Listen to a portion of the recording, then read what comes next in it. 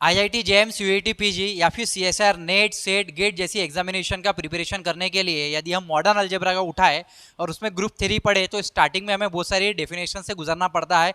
Set three से start होते होते group three ring three field three में खत्म हो जाता है। लेकिन हम लोग बेसिक डेफिनेशन को अगर हम स्ट्रॉन्ग करेंगे तो ग्रुप थ्री को बहुत अच्छे से समझ पाएंगे।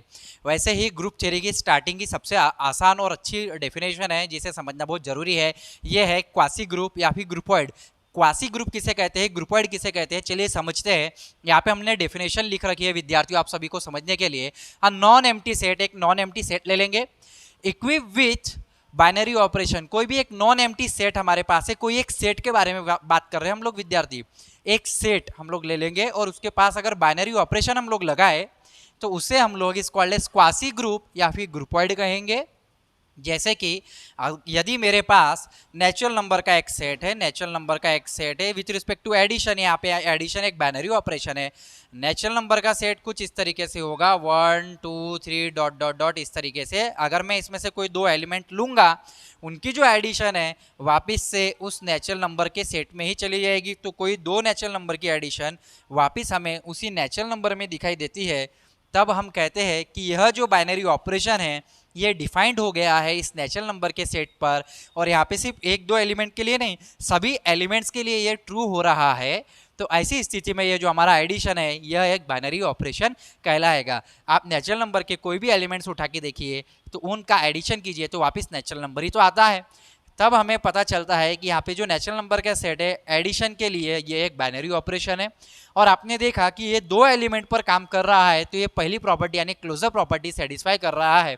क्लोजर प्रॉपर्टी कहती है यदि आप दो एलिमेंट उठाए किसी सेट में से और उसमें जो ऑपरेशन आपने डिफाइंड किया होगा या फिर आपको दिया गया होगा या जिस ऑपरेशन के बारे में या फिर जिस ऑपरेशन को आप लेकर आगे बढ़ना चाहते हैं, तो दो एलिमेंट उठाए उस ऑपरेशन का उपयोग करें, उसमें से जो आपको आंसर मिलेगा वो भी उसी सेट में होना चाहिए। तो पहली क्लोजर प्रॉपर्टी ये कहती है। यानी कि एक अलजेब्रिक स्ट्रक्चर, यदि ये हमारे पास एक अलजेब्रिक स्ट्रक्चर हो सिंपल लैंग्वेज में, इसके बारे में डिटेल विद्यार्थियों मैंने शॉर्ट्स में भी समझाया है और वीडियो में भी समझाया है। यदि ये हमारे पास एक अलजेब्रिक स्ट्रक्चर हो तो वो ऑटोमेटिकली आपका ग्रुपॉइड कहलाएगा या फिर क्वासी ग्रुप कहलाएगा। यहाँ तक आपको समझ में आ गया होगा और इसको संक्षिप्त में देखेंगे। और दूसरी डेफिनेशन कुछ इस तरीके से दी गई, let G be a non empty set. एक आपको नॉन एम्प्टी सेट दे दिया गया है on which binary operation denoted by star, जिसके ऊपर एक बाइनरी ऑपरेशन स्टार डिफाइंड की जा रही है, defined is called as quasi group और ग्रुपॉइड हम उसे कह सकते हैं। यहाँ पे बहुत सारे एग्जांपल्स दिए गए हैं, जैसे कि नेचुरल नंबर का सेट विथ रिस्पेक्ट टू अगर हम मल्टीप्लिकेशन बोलेंगे, यह एक अलजेब्रिक स्ट्रक्चर है। क्यों अलजेब्रिक स्ट्रक्चर है? क्योंकि दो नेचुरल नंबर लेंगे उनके बीच में आप मल्टीप्लाई कराएंगे तो वापस से एक नेचुरल नंबर मिलेगा जो उसी सेट में बिलोंग कर जाएगा। तो ऐसा हर किसी एलिमेंट के लिए होगा। तो ऐसे आप दो एलिमेंट उठाए, तीन एलिमेंट उठाए तो एसोसिएटिव प्रॉपर्टी भी आती चली जाएगी इस तरीके से। तो जो पहला अलजेब्रिक स्ट्रक्चर बनने की जो कहानी है, जितने भी सेट यहाँ पे आपको एग्जांपल दिखाई दे रहे हैं ये सब एक अलजेब्रिक स्ट्रक्चर है, क्योंकि इन पर ये जो एक सेट है उसके ऊपर एक ऑपरेशन डिफाइंड हो गया है। ये जो एक सेट है natural number with respect to dot, ये ऑपरेशन डिफाइंड हो गया है। तो इस तरीके से हम लोग एन कॉमा डॉट करके लिखेंगे तो ये आपका अलजेब्रिक स्ट्रक्चर है।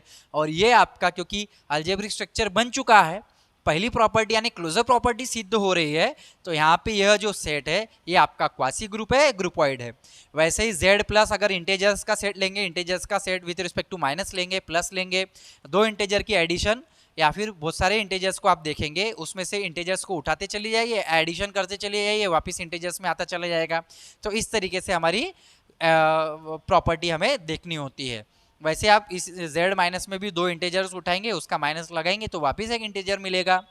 तो Q rational number with respect to addition, real number, non zero real number, zero को छोड़ के जितने भी रियल नंबर है उनका आप मल्टीप्लाई करेंगे तो वापस आपको रियल नंबर ही मिलेगा।